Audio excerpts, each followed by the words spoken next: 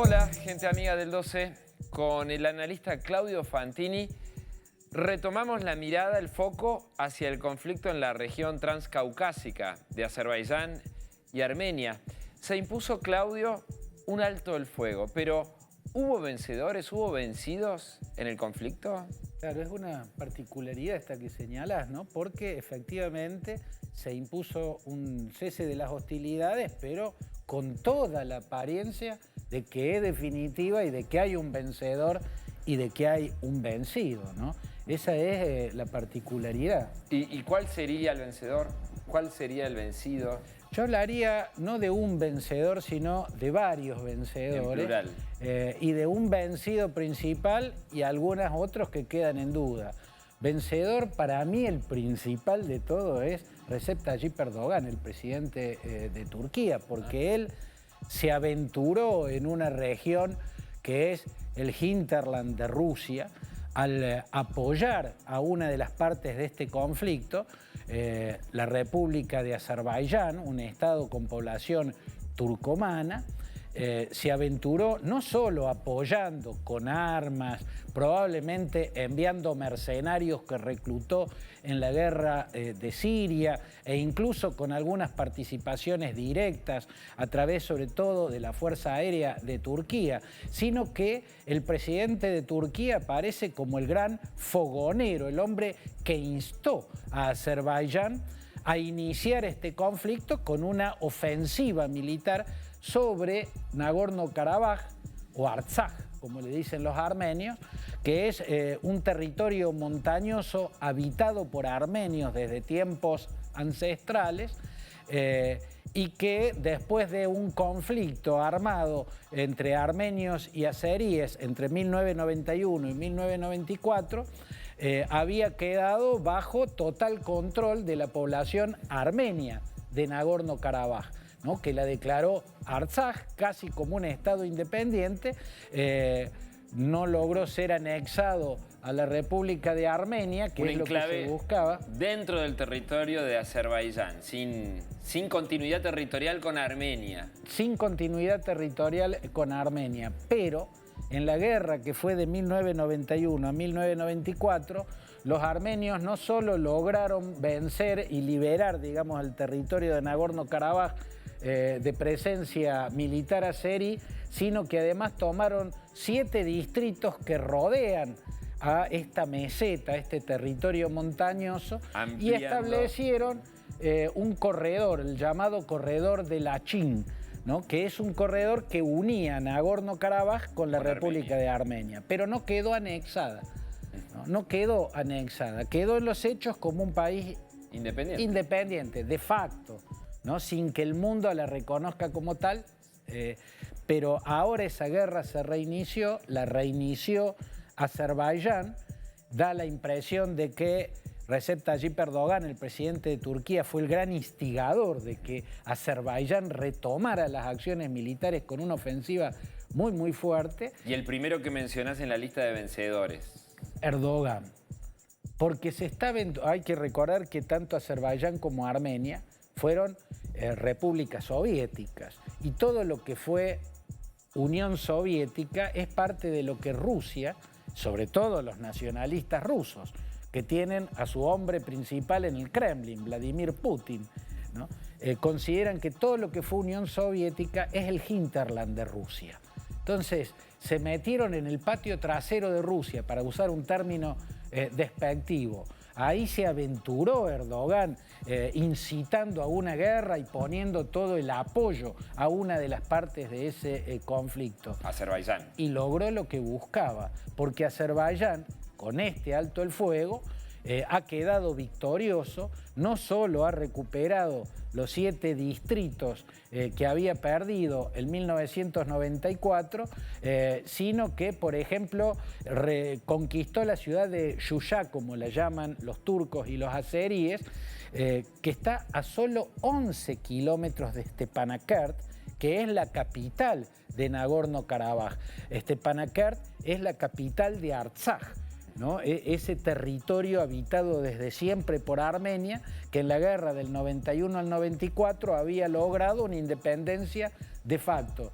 ¿no? O sea, perdió Shusha, que es, o Shushi, como le llaman los armenios, que es la antigua capital de Artsaj, ¿no? De los tiempos en que Artsaj era la 10ª provincia de los antiguos reinos armenios. Y en el corazón de Artsaj. En el corazón, porque está a solo 11 kilómetros de Stepanakert, de la capital actual y la ciudad principal. Shushi es la segunda ciudad más importante y más poblada después de Stepanakert y es la antigua capital, tiene un gran valor simbólico. Incluso hay riquezas arquitectónicas de la cultura armenia que en esto va a haber que poner mucha presión sobre la UNESCO para que el mundo se haga cargo de que las riquezas arquitectónicas e históricas de la cultura armenia en esas tierras que han sido ancestralmente armenias se preserven. Se preserven. La cuestión es que recuperó territorio, no recuperó la totalidad, pero recuperó gran parte de Nagorno-Karabaj, Azerbaiyán. Por lo tanto, los vencedores son Erdogan, que se aventuró con éxito en Transcaucasia, que es un área de influencia rusa. Ilham Aliyev, que es el autócrata que gobierna Azerbaiyán, el líder azerí, el presidente de Azerbaiyán, no es un presidente claramente democrático, ¿no? Lleva más de ya casi 2 décadas en el poder, tiene poderes autocráticos, es un típico déspota del modelo centroasiático de despotismo. Por eso tiene tan buena relación con Erdogan, el presidente de Turquía, ¿no? Además, los dos son musulmanes, el pueblo azerí es un pueblo turcomano y musulmán de religión, como el pueblo turco, ¿no? Y acá fue una guerra en la cual los derrotados han sido los cristianos armenios, o los armenios que son cristianos, otra cultura. El listado de vencedores, ahí aparecen ellos, fundamentalmente. Claramente ellos. De vencidos, los armenios. Los armenios. La República de Armenia, que cuando empezó esta ofensiva militar turco-azerí, con armas ultramodernas, hay que pensar que Azerbaiyán es una potencia petrolera, por lo tanto es un país rico. Entró a este conflicto o se aventuró, hizo estallar este conflicto con un ejército poderoso, con armas muy modernas y muy poderosas. Armenia es un país mucho más pequeño y mucho más pobre. No tiene petróleo, no tiene las riquezas naturales. Los armenios tienen una cultura muy fuerte y un rasgo identitario muy fuerte. Además, una historia lo suficientemente trágica como para saber lo que les depara cuando pierden conflictos como este. Quedan al merced de limpiezas étnicas e incluso de exterminios. Claramente, entre los perdedores está Nikol Pashinyan, que es el primer ministro de Armenia, y esto hay que decirlo. Rusia intentó durante varios años convencer a Pashinyan que negociara con Azerbaiyán, por caso buscar un acuerdo intermedio, por lo cual se usaran los territorios que ocuparon los armenios de Nagorno-Karabaj, de Artsaj, cuando triunfaron en la guerra del 91 al 94, devolverlos a cambio de... Y Pashinyan perdió esas oportunidades, ¿no? Tuvo un exceso de dureza que lo condujo ahora a esta derrota. Pashinyan, el primer ministro, es uno de los más derrotados, pero lo grave es que perdió la República de Armenia, que involucró su territorio, su ejército, que salió a defender al pueblo armenio de Artsaj, ¿no? Y no logró preservar la totalidad de ese territorio. Han perdido muchísimas tierras de Artsaj en manos de los azeríes y, sobre todo, los grandes derrotados son los armenios de Artsaj, los habitantes armenios de Nagorno-Karabaj. En un estatus en el que quedan ahora impreciso, ¿no? Incierto, porque tenían una independencia de facto. ¿Qué ocurrirá con ellos de aquí en más? Bueno, es un interrogante. La situación queda de este modo, y en esto hay que señalar otra cosa que me parece importante señalar. ¿Por qué se dio este resultado? Bueno, claro. ¿Cómo se llega a este alto el fuego en estas condiciones? ¿Por qué? Yo creo, Federico, que claramente la indiferencia de las potencias de Occidente dejó solo a los armenios. Las potencias de Occidente saben cuáles son los peligros que una población de esas características en esa región puede correr en un conflicto de este tipo, o si queda planteada, instalada como statu quo, determinada situación. Sin embargo, las potencias de Occidente miraron para otro lado y dejaron absolutamente solos a los armenios. Y también tal vez haya que sospechar que hubo una traición rusa, en particular una traición de Vladimir Putin. ¿Por qué?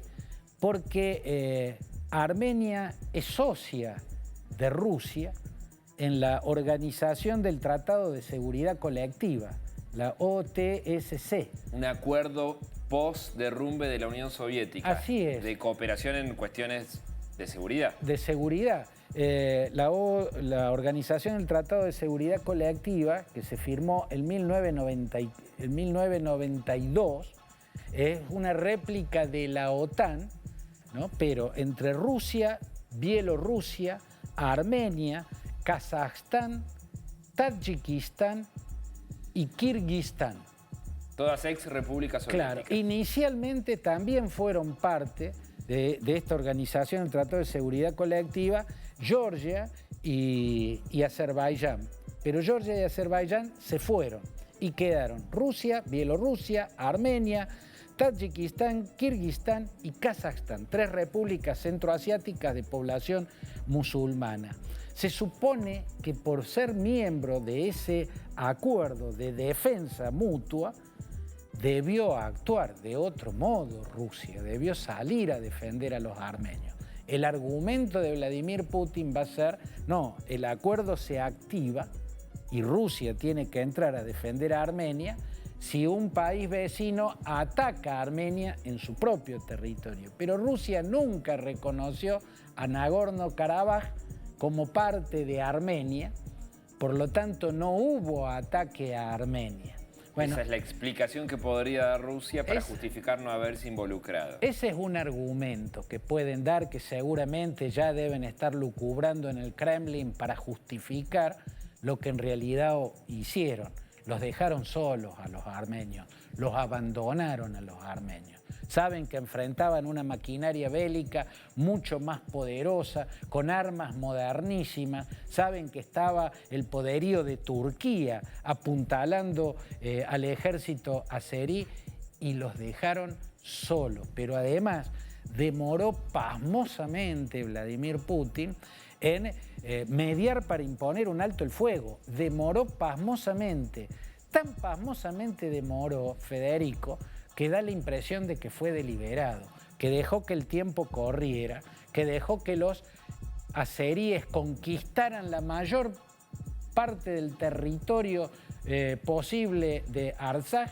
Durante semanas. Claro, sí, y cuando ya estaban por lo menos derrotados en cuanto a la defensa de territorio, cuando ya los armenios parecían derrotados, entonces se metió y salvó de momento a Stepanakert, la capital, a algunos territorios, el corredor de Lajin, pero la cantidad de territorios... El corredor que une con Armenia. Que une con Armenia, pero los deja absolutamente desguarnecidos, repito.